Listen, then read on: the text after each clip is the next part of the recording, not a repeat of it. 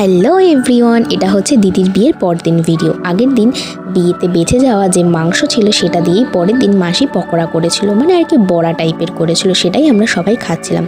আর এটা ছিল রিসেপশনের দিন সকালবেলায় আমি সকাল সকাল 1 কাপ কফি খেয়ে নিচ্ছিলাম, যেটা আমার দিদুন আমাকে বানিয়ে দিয়েছিল। তারপর আর সারাদিন কোনো ভিডিও করা হয়নি। সন্ধ্যেবেলায় সাজতে বসে পড়েছিলাম। মোটামুটি ভালোই রেডি হয়ে গেছি, তাই আমাকে একটু দিদি ভিডিও করে দিচ্ছিল যে আমাকে কেমন লাগছে। আর আমার বিয়ের দিনের লুকটা বেশি ভালো লাগছে না আজকে রিসেপশনের লুকটা বেশি ভালো লাগছে, সেটা কিন্তু তোমরা আমাকে কমেন্টে জানাতে একদম ভুলবে না। আর আজকে আমাকে কেমন লাগছে সেটাও অবশ্যই জানিও। যাই হোক, রেডি তো হয়ে গেছি, কিন্তু গাড়ি এখনও আসেনি।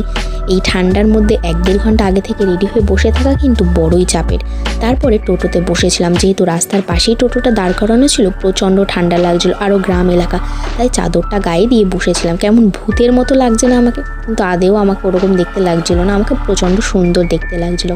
তারপরে রিসেপশন বাড়িতে চলে গিয়ে দেখি ওখানে তেমন কোনো নাচার মানুষ নেই, তাই আমি, অন্বেষা বনু আর পূর্ণি বনু এই 3 জনেই আমরা নাচ করছিলাম। আমার তো সেই নাচ গাইজ, জীবনে বোধহয় প্রথমবার আমি এরকম সেরা নেচেছি এই বছর। এর আগে আমি জীবন নিয়েও কোনো দিনও নাচতাম না। সে যেমনই নাচে না কেন সেটা ম্যাটার করে না গাইজ, নিজে যে আনন্দ করেছি, এনজয় করেছি, এটাই হচ্ছে আসল ব্যাপার। তারপরে নাচতে নাচতে বেশ কিছুক্ষণ পরে দেখি আরও অনেকেই জড়ো হয়েছে, সবাই মোটামুটি নাচছিল। ওর ওখানকার মানুষজন খুব একটা নাচছিল না, জানি না কেন, নাচতে পারে না নাকি এমনিই নাচছিল না, ওরাই জানে। যাই হোক, তারপরে বিয়েবাড়িতে তো মোটামুটি ভালোই এনজয় করলাম, খাওয়া দাওয়াও করে নিলাম। এই দিনও কিন্তু আমি চশমা ছাড়া ঘুরেছি গাইজ, বুঝতে পারছো, কানা হয়েও চশমা ছাড়া ঘুরেছি, শুধুমাত্র যাতে নিজেকে সুন্দর দেখা যায় সেই জন্য।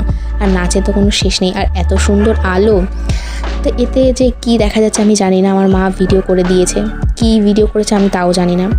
তারপরে লাস্টে জামাইবাবু দিদি এসেছিলো, ওদেরকে নিয়েও আমরা সেই নাচ করছিলাম। এই দেখো আমার দিদুন জামাইবাবুকে নিয়ে তো সেই দুর্দান্ত লেভেলের ডান্স করছে। আর দিদিকে বারবার ডান্স করতে বলছিলাম, কিন্তু দিদি ডান্স করতে পারে না, দিদি লজ্জাও পাচ্ছিল, তাই আর দিদি ডান্স করছিল না। আর আমাদের তো ডান্স শেষই হচ্ছিল না, মানে এই শীতেও ঘেমে টপ টপ করে জল পড়ছে, তাও ডান্স করেই যাচ্ছি। ডান্স মোটে থামানো যাবে না, ব্যাপারটা হচ্ছে এরকম। সে যাই হোক, তারপরে বসেছিলাম, হঠাৎ করে একজন বলল যে ওইদিকে কেউ নাকি আমাকে তাকাচ্ছে, কিন্তু আদেও আমি তাকে দেখতে পাচ্ছি না। যাই হোক, আমাকে তো অনেক সুন্দর লাগছিল, এটাই হচ্ছে আসল ব্যাপার। কি তাকালো না না তাকালো, কি বললো না না বলে, তাতে তোমার কিচ্ছু এসে যায় না। তারপরে যখন খেতে যাব তখনই চশমাটা পরেছিলাম, চশমাটা পরে একটু দেখছিলাম কেমন দেখতে লাগছে। আজকের মতো এইটুকু, কেমন লাগবে জানিও, বাই।